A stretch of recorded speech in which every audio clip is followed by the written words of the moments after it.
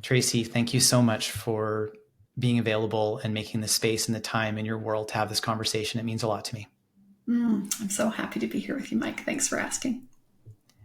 You were the first person who said the words corporate grieving to Mm, me, and it hit my heart, partly because of I know the place that you come from as such a thoughtful, caring, vulnerable, and authentic human being.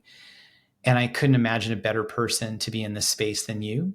And I realized how I had throughout my career witnessed it and never really thought about the fact that we're not taught mm, in corporations and organizations as leaders how to deal with grief. We don't know.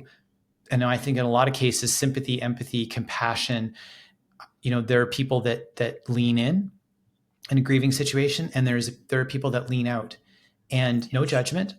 And I've noticed that. And one of the Mhm. common things I've noticed is that people will sometimes say, I don't know what to say, or I Yes. don't know what, or I don't want to say the wrong thing, or I don't even know Mhm. what question to ask. Right. And so I would love to understand how you think about corporate grieving as kind of our launching off point for this conversation. Well, this is definitely a topic near and dear to my heart. And it's something that, 10 years ago, I don't think many people were speaking about this or thinking about it. And, slowly, we're opening the door to this conversation. So to me, I think this is just fantastic. What I noticed as a corporate leader, I had a group of companies for about 25 years. And, what I noticed maybe midway through, as I got to know more and more people like you, Mike, who care a lot about leadership and who really, lead their companies in such a high integrity way, I noticed that we all seem to be really, really good at beginnings. First days on the job, weddings, babies, all the first things. We Mm-hmm. seem really good at that. It comes naturally to us to know how to celebrate these things. And it's important because we want to have these experiences celebrated together. We want to see each other and, be with these celebrations. So it makes sense we're really good at that. Sometimes I noticed for myself anyway, and maybe you notice this too, that in the middles, sometimes we forget to celebrate middles. They sometimes seem a little bit mundane. And then endings, I notice we just tend to be terrible at them, Mm-hmm. whatever they may be, any variety of endings. But specifically, when there's an end of a marriage that we just celebrated, a lot long ago as a group, or that's been going on for a very long time, endings of all kinds of things. There's so many different losses. Certainly, the loss of life is one that everyone can really relate to, and it's you know one that needs special care. But so many types of losses: loss of health status, loss of financial status, loss of a role in a company, loss of a great leader that you really loved and has moved on to something new. As we went through the pandemic, there was all kinds of nuanced losses specific to that, that people in workplaces, loss of the water cooler, kind of check-in time. And of course, all the, sort of the big losses in our lives, like I said, ends of relationships, estrangements, um, big illnesses, anticipating grief, losing someone who we love very much as they leave the earth, all of these losses. And what I noticed in my own company is that some of us were pretty good at talking about this. Some of us, like you said, you just said it so well, some people kind of lean out. And it occurred to me that as our company grew, what we needed was a really good playbook, and none had been developed. We were just kind of crossing our fingers and hoping, that things were going to go well. So I had the great privilege of getting to design my own day most of the time. And I had a great, great leadership team. So I decided to really focus on how could we get better at middles and endings. People in our company who have decided to give us their time, they're counting on me to be a great leader, encourager, nurturer, not just on the good days and the beginnings, but through it all. So we started experimenting in our company. We had about 140 employees at this time.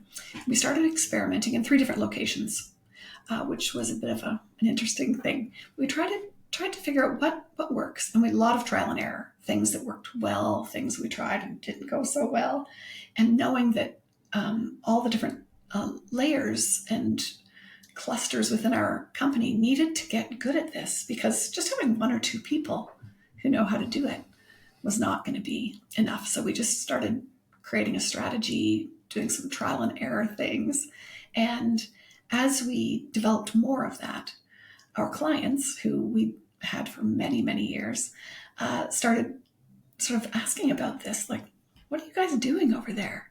And we would end up doing some training with clients, like just doing some workshops that we kind of share and really collectively create this together, because there really was nothing out there teaching companies how to do this. We said, hey, some of the brightest minds we know are either in our company or our clients of ours or our colleagues of ours, peers. So let's pull people together and figure it out. When you started doing that work, I mean, it's literally the only person or company I've ever heard do this work. So I love that the inception of it was in your own business and your own recognition.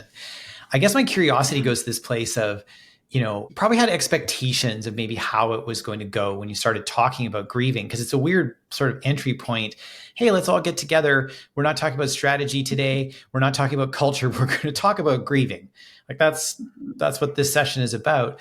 What was the response like? Like what were the kinds of conversations that started to come up from your own team as you brought this forward and started to have these sessions or conversations within your own company? Well, it's interesting. It just naturally occurred because within our leadership team, I think at the time we had 16 people on the senior leadership, and 3 of us had been through a family loss, and we'd all reacted very differently to it. One person was a very much, don't talk about it. This coming to work is my safe place, and it's the only break I get from thinking about it. And it's so great for me because I just get to like focus on something I love, and then I can go home and fall apart later. And that's how they wanted to handle it. And of course, you have to respect how everyone wants to do things. And so anyway, all 3 of us handled things slightly differently. And I thought, looked back over the years at the number of times that we didn't really have a plan. When you think about welcoming someone back to work after a big loss, the truth is you're not really welcoming back the same person. The person coming back after a big loss has changed, right? And they are often, really, it's fresh and it's tender. And everyone is very different in terms of how they want to be received. And so how do we know unless we've had these conversations? How do we know if, Mike, you would prefer nobody really speak about it for, like, give me a couple of weeks to just kind of settle myself in. If I want to talk about it, I'll come to you. Or someone else who would find that same approach like avoidant, like nobody wants to talk about it. I guess I shouldn't too. So as with anything related to leadership, right? The leadership has to decide, what tone do we want to set? Do we want to, as a group, say, hey, this is, I call it grief awareness. This is like a book we're willing to open here. This conversation is open. We will not get it right every time. We're probably going to say the wrong thing, or we'll try something that doesn't feel right for everybody, but the conversation's open. You're welcome. It's sort of like, that old adage, like leave your personal life at the door. It's the opposite of that. Right. Which I know you embrace this, but many leaders are not trained how to make that bridge, how to make it an appropriate kind of bridging of, 100% of you is welcome here. I think the thing is that 2 things come to mind when you say that. Like, one is that we are at our best in our humanness, not in our roles in our organizations. We build great relationships. We build influence, persuasion. We meet each other at our best place when we're in our most human place. And I think the challenge, Brene Brown talks a lot about the difference between self-disclosure and rampant self-disclosure, actually, and vulnerability. And she's like, that's not what I meant when I said vulnerability. I didn't mean rampant self-disclosure. And she said, the thing is that, like, it's learning how to be authentic and learning how to be vulnerable as is appropriate for the situation. Yes. And I get to choose that level. And when I choose to let people know who I am at my most human, I invite a different kind of relationship into my world and into their world. And things that didn't seem possible before are now possible. And conflicts that existed somehow went away. And yet Mm. all it was my choice to, I think, not fear my own humanness. That's actually, I love this point. And it reminds me that, in the early going, I thought to myself, I wonder why, as leaders, we're so grief avoidant. It's partly society. It's partly, Mm-hmm. that nobody knows exactly how to talk about it. But I also realized that for myself anyway, as I kind of leaned into like, I wonder why I've been just trying to like cross my fingers and hope this all goes well up till now. It's like, in a way, I thought that I was afraid of opening a can of worms by opening the discussion, maybe creating some vulnerability that made when people maybe weren't ready or that kind of thing. But as I really got thinking about it and thought, no, I don't think it's that. I mean, the can of worms has always been open. Right. I think it was actually, now that I kind of look at it, back at it, it's like, I think it was actually that I was myself afraid that whatever we built, whatever structure or playbook or preparation we put into place, whatever we did, might not be enough when the person I loved most in the world was the one who was leaving. And so I think that fear that whatever we do won't be enough, or maybe even more so, I don't know how to fix all the things. Like as a leader, sometimes, especially as a young leader, we have this sense we should know how to fix things, or we should have the answers. Mm-hmm. And grief is particularly unique in that there is no fixing. So if I thought my job was to fix it, no wonder I avoided it because it's impossible. There is no fixing. There's only just witnessing. So once I really got in tune with like, why was I so afraid to open this conversation? It really was that I was afraid I couldn't fix it. And that was good intuition because it's not my job to fix or your job as a leader. It's just our job to witness it and say, it's okay to have that conversation, that feeling, whatever is comfortable to you. It's okay to have that here. All of you is welcome. And grief comes to work. We may not think it does if we're not talking about it, but as you and I both know, it does. And so we may as well see it, witness it, and help each other through it, because this is how we create trust and belonging in the workplace. And this is what creates those deep relationships that are, help us through all of the troughs and valleys and mountain peaks and things of life as we're building businesses. What comes up for me as you say all of that is it feels like leaders understanding that operating from a place of compassion and understanding and not solution. Because I think, Yes. in a lot of cases, even though we try to teach leaders, you're not a problem solver, move to coaching, this isn't coaching either, right? So we're not, don't be a problem solver. You're not coaching a person through their grief. That's not your job. That's not the role. And that's probably not the relationship that the person might want to have with you. And being compassionate and being understanding requires curiosity. It does. And also, I think it somehow provides some relief to leaders to know they don't have to have the answer. They don't have to coach someone through this, right, because this is bigger than the thing they coached me through 2 weeks ago. Right. But the key really is, what does the founder, what do the leaders feel they can put in place that just feels really natural and equitable, easy to navigate for leaders, so that when something does arise, we don't have to build something in the middle of a crisis or ask someone, what do you think you need? Because in the middle of a crisis is not the time to ask those questions, as we know. But if we've got something built, like this beautiful scaffolding that can just support us, then A, I don't have to have all the answers. B, there's a really clear path that we know feels good and compassionate.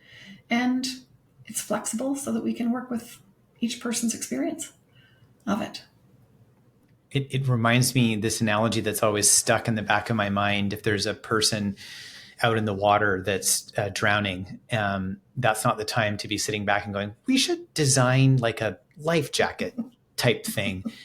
Maybe we could get feedback from the person that's drowning and see what kind of life jacket and color. Like we're thinking red, but maybe orange is better, right? Like that's not the time to be It's so getting ready true. for that, because the tool needs to be there and leaders need to be able to act in the moment. I'm curious, like Yeah.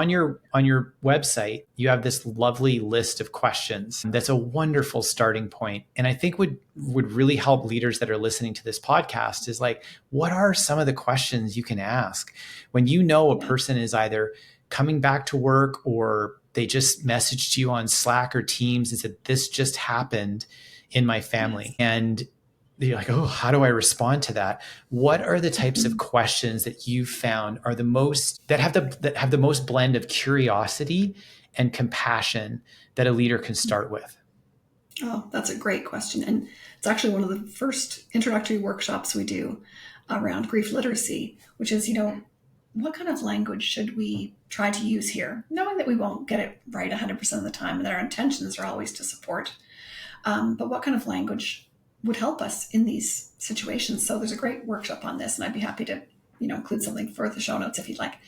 Um, but I would say there's like two camps of things. One is what not to say, what is not Right. least but helpful, and anything that starts with the words "at least" should be avoided.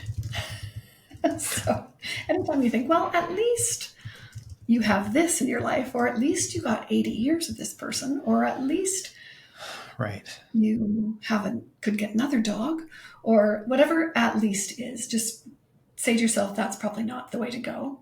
It And feels any like sort of, minimizing and reframing at the same time. Is that a fair? oh, yes, beautiful. Yep, that's absolutely for sure. And also any sort of platitudes, any platitude that comes to your mind, they lived a good life, Mm, I don't know. You hear all kinds of things that people hmm. think might be helpful, heaven They're in a needed better another angel, place. all Yeah. these Another things. angel Yeah, is present in heaven today. Like yeah. exactly. These things, when you're in a really raw place of grief, are maybe not so helpful. Hmm. And the thing that you think might be helpful, and the thing that I have said numerous times for sure, is let me know how I can help. Oh, The least helpful thing you could ever say. yes. Because this person is trying to navigate, in many cases, the biggest experience of their life. And the last thing we need to do is ask them to prescribe for us how we might be helpful. So I would say the most helpful things you can say are, and mean them, I'm right here whenever you need me. And in our company, we had a system where we have this little text support, Hmm. and it was understood that these texts, they would just be a heart emoji, any color you wanted, anytime you wanted. And the understanding was, for the person who was grieving, there is no reply required. We don't expect a reply of any kind. We're just letting you know in this moment, I'm thinking about you. And that's it. And, these would just, fly in as the days and weeks went on. And so I think any version of that, especially as a leader, if you're sending an email or that kind of thing, it's like just thinking about you. No pressure for a reply. I mean, just relieve the pressure of a reply on anyone, even if it's a very good friend who you've known and loved for a long time. Letting them know they can drive the bus on the frequency and the time for the communication, I think, is really important. And I think certainly at the workplaces, I'm thinking a bit more about that. As someone is, if it's a grief that's been anticipated, if there's a great relationship with a leader, having some conversations before they go off on a leave, and just asking about their person, just asking them questions, get to know them, ask them if they want to, do you want to tell me something about your mom, Hmm. that kind of thing. Or if you happen to know the person, even briefly, you could say, oh, I remember that time I met your mom. Boy, she seemed like a really special lady. Want to tell me a story about her? These kinds of things. So there's just ways to open a door, I guess. All of these Hmm. are ways to open a door, but it's optional. And and then finding out when they do come back, what are their preferences. Back when we had a physical location, we had 3 of them. We had this system we used where we had like a little. It sat on the desk, and it was not exactly a flag, but if you can imagine like a white flag, Sure. and there's a white flag and a blue flag. And when the blue flag was up, it's like, I'm feeling blue. Don't ask me about it right now. It just gave you like a non-verbal cue to sort of know. And if the sort of white flag was up, it's like, yeah, come talk to me. I could use some time with you. And so that way people would know. You wouldn't have to kind of check in with someone. You could just visually know in what place they were. So I think that can work. We've, over time we have adapted it for Zoom so that people can put, a white heart or a blue heart in their background, these various things. And I think every workplace will have their own ways to collaborate on what feels good. Like when I first start working with a company, we just try to reimagine what bereavement looks like, right from the policy, which many places don't have one, or if they do, it really only speaks to like 3 days for the logistics of a funeral, for instance, which isn't really a grieving policy. That's more like a funeral logistics policy. Right. But we don't call it that. But if we start thinking about, there's actually two different things here. There's the logistics for a funeral, and then there's grief.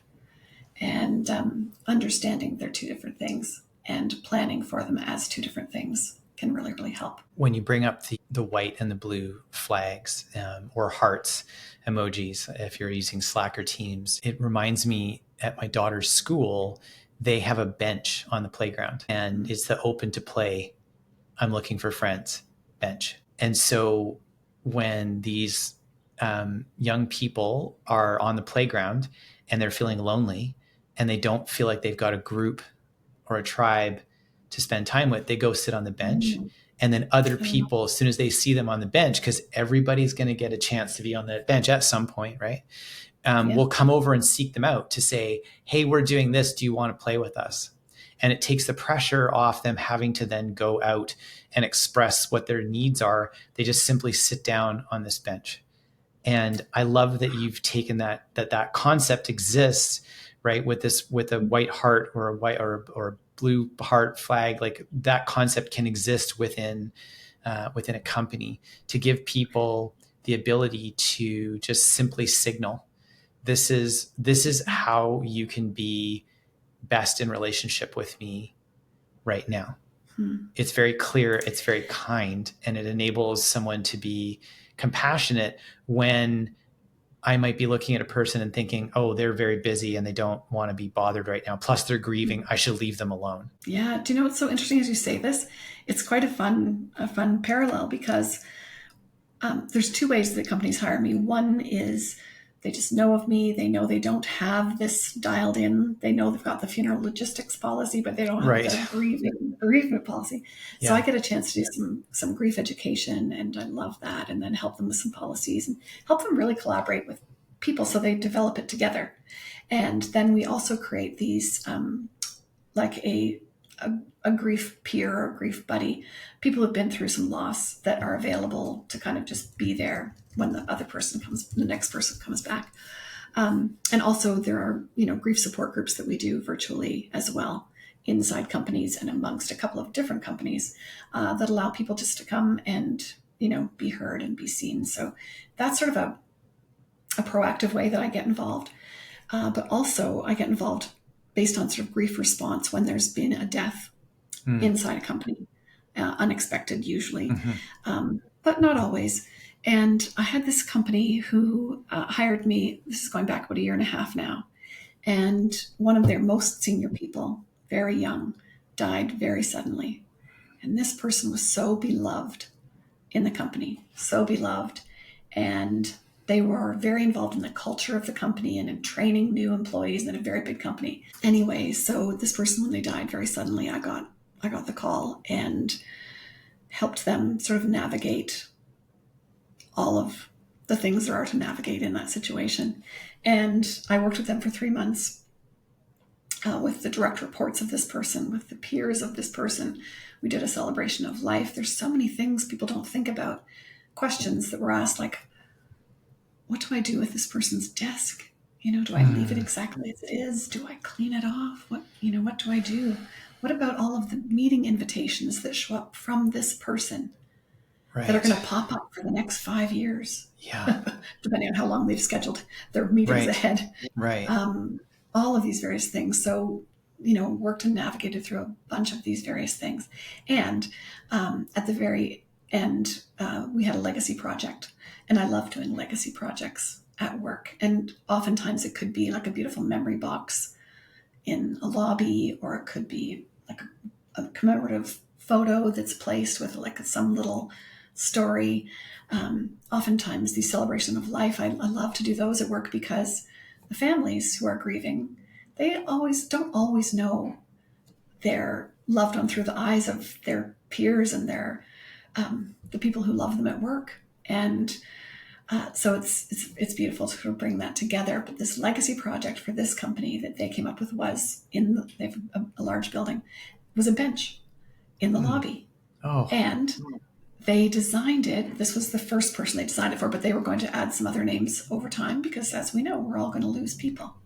But it was beautiful. I'm going to call this person Greg, just to protect their anonymity. Mm-hmm. But everyone who just loved this Greg so much, they put the bench in, and it's kind of similar to what you're talking about. There's sort of one side of the bench that you sit on if you just want to channel Greg. Like, what would Greg do? Right. Because Greg was really wise. And so you can just go there and kind of just sit and kind of think like, what would Greg do? So if you're sitting on that side, it's just like I'm just like connecting for a minute and don't interrupt me. And if you sit on the other side of the bench, which is painted a different color, that is I am really missing Greg in this minute, and I wish someone would come and sit beside me. And it has been, like, I think maybe one of my favorite legacy projects yet, because it's just such a poignant visual way to see what someone needs. And I think people are buoyed by just seeing someone on the side that says, oh, what would Greg do? Because they see that his legacy goes on. And then when they see someone sitting on the side that's like, please come sit with me, I'm really missing him, then they get to take action. And as they see people doing that, it gives them permission to go and sit on one side of the bench or another.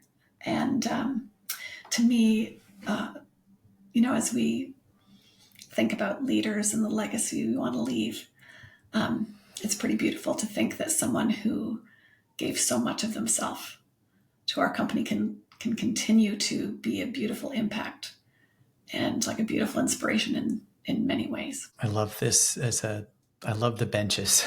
I love the commonality of the benches. I'm so grateful that you shared that story.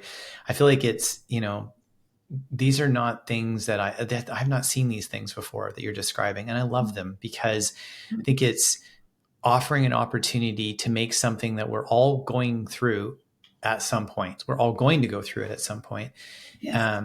Offering an opportunity for a path forward that feels less scary, feels less fraught with danger. Danger being, I don't want to do or say the wrong thing to someone who's grieving, who I care about. And it provides a person who's grieving with the opportunity to send a message without having to figure out through their grieving some articulate way of expressing what their needs are. I remember, so my dad died in September or August, sorry, it would have been 20 years. And I remember the like after the funeral, and there were some people that leaned in, there were some people that leaned out, and other people had judgment about that. And I didn't. I'm like, I don't know what's going on for them about grief. I think they're afraid to talk to me right now because they don't want to say the wrong thing. And I'm not upset in any way, shape, or form. I know they love me, and I know they're struggling with this. And also they need my dad. And I know they're processing this too, even though it's my dad, like, they've known him since they were little. Right. And I had friends that called me up and said, we're going to a movie, come with us to a movie. Or we're going for dinner, come with us for dinner. The depth of my thought process was, I like movies. I need to eat. That's all I could process. That's all I had. If somebody said to me, what do you need right now? My response would be, I don't know.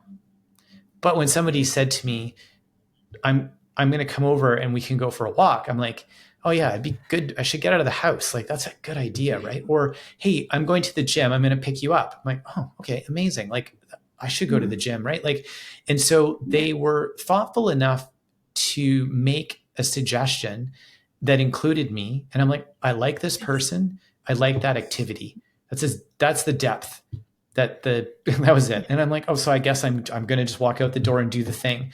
And I may have felt, sometimes I wanted to talk about my dad. Sometimes I wanted to talk about the grieving I was going through. Sometimes I just didn't. And I just wanted to go and, have a glass of wine and have dinner with my friend, or watch a movie and just be like transported and not think about it for 2 hours. And I felt safe because I was in an environment with somebody that I trusted, doing a thing I liked, but I felt like I can just be whoever I need to be with this person. They set up the environment. They didn't ask me to set up the environment or ask me what I needed or ask me if it would be okay. They just did the things. And I was so incredibly grateful, and I still am today, that they just said, we're doing this. And I'm like, okay. I think that's beautiful. And it's these are really tangible action items that you didn't have to dream up, and people do things like drop by food. That's been something that's been age old. But sometimes people think like, I have a pet. They probably don't have time to walk it. I'm text them and say, I'm coming over to walk your dog. Yeah. Or, hey, I'd like to take your kids for the afternoon. Right. Or, like, you're right. Like, don't make someone have to dream it up. Think of something easy. And work related, we created situations where when someone was coming back to work for the first time, we checked in with them first 2 days before they came back. We had a great long discussion, as long as they were up to it, about how we could best support them upon their return. And because we'd had this conversation, it had been part of the conversation within the company. It wasn't shocking to anyone, but we would arrange for someone to meet them in the parking lot and walk in with them. We'd say, what time do you think you're going to come? And we'd keep an eye.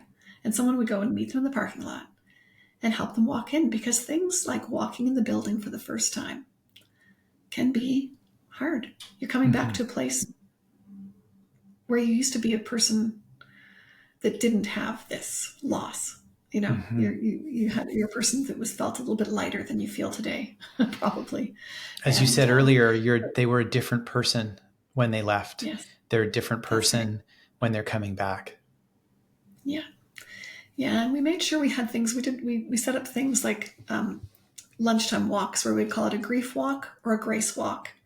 And if it was a grief walk, that meant the person wanted to talk or cry or have somebody just to kind of like have a moment with. Or it was a grace walk. It's just like, we're just walking. No one's talking unless you want to, and we just tried to set things up. And over time, we had great suggestions that resulted in some of these things, where people said, what would really help me? Just like you said, not to have to talk about it. I'd love to go for a walk and no, I don't have to talk. So we're like, perfect. We can create that. You tell us, and it's all available. I love how you have brought humanity back into the workplace and given people and leaders the tools to know how to be in conversation, how to be with a person who's grieving, how to be a person who is grieving.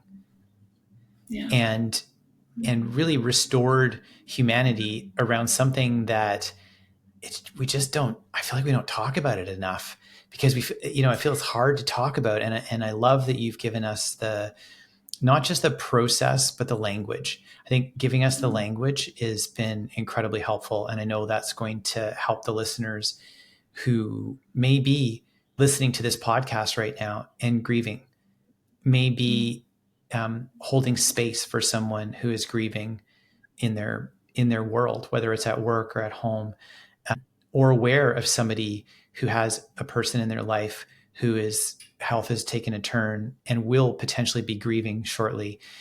This has been incredibly valuable, Tracey. I really appreciate you making time to have this conversation. I'm going to drop a link in the show notes to your site, so that if anyone wants to get in touch with you, learn more about the work you do within companies to help to set them up for success, that in and around grieving, that they can get in contact with you.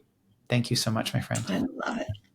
I love it. Can I leave you with one thing to think about? Yes, please. Absolutely. Because I would feel like I would be remiss. I would say that the most important thing, whether it's your coworker or your friend or your neighbor, but as a person who's working every day with somebody, just check in with them. Know that, funeral logistics are one thing, Mm-hmm. and grief is something else. It never ends. There's no finish line for it.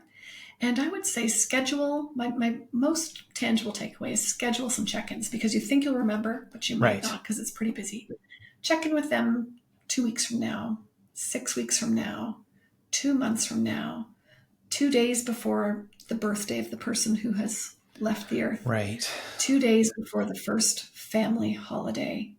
Mm. And just know that, grieving takes time. And sometimes there will be moments that will create a bit of a wave.